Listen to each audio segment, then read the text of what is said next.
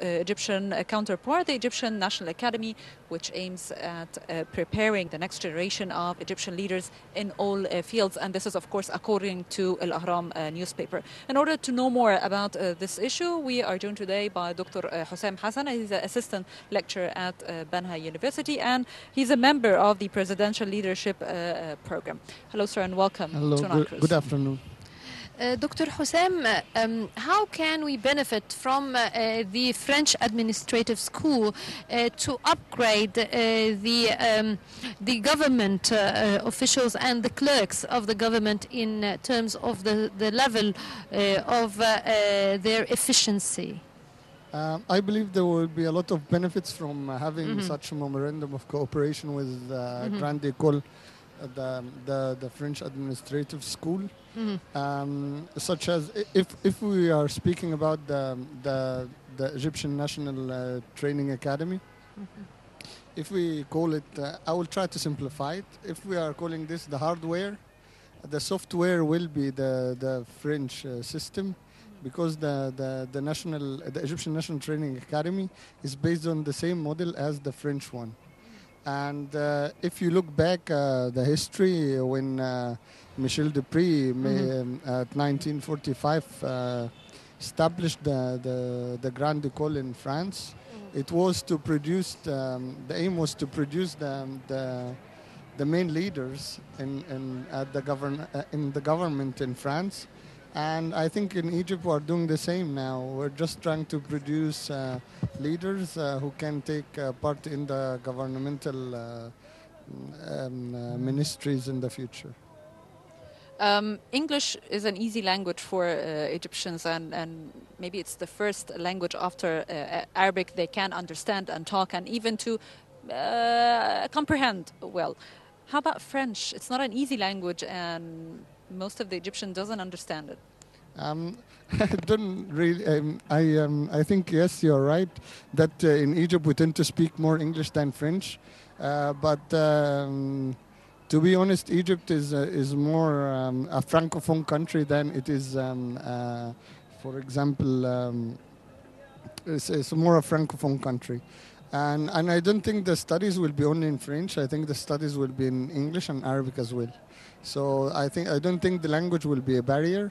And I believe if the language will be a barrier, it's quite a chance for the person to learn French. Now, you're a member of the PLP program. Yes. Now, would you tell us when did you join it, and what's the criteria to become a PLP member? Well, I joined the program back in 2016 as I was one of the members at the first block. They announced the announcement on they had a website, and also it gone on to media, and I thought about it's quite a good idea to apply for it. So basically you fill up an application form online, and the first stage is computerized, so it's quite transparent, nobody interfere in. So the computer only select the ones which applies to the recruitment process.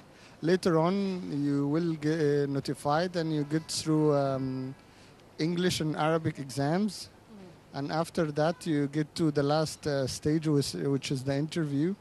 And after that, you reach the 500 person who will get into the second block. And to be honest, to link the presidential leadership program with the academy, it was one of the recommendations in November 2016 at the first National Youth Conference. The training academy was one of the recommendations came up from it. The Presidential Leadership Program, what are the experiences that you get so far from such a program? Well, you have different type of studies. For example, you study economic and political science, you study change management, you study national security, and plus it's not just theories. You also do a kind of applying the theories into practice, into the simulation, and also you have the Model United Nations and the governmental simulations. Well, actually, Dr. Hossam, Hassan, we ran out of time, and you are an assistant lecturer at Banha University and a member of the Presidential Leadership Program. Thank you very much for joining us today. Good afternoon. Have a good afternoon. Thank you. And now we will be going to a quick break, but we still have our artistic segment coming up on Nile Cruise, so stay with us.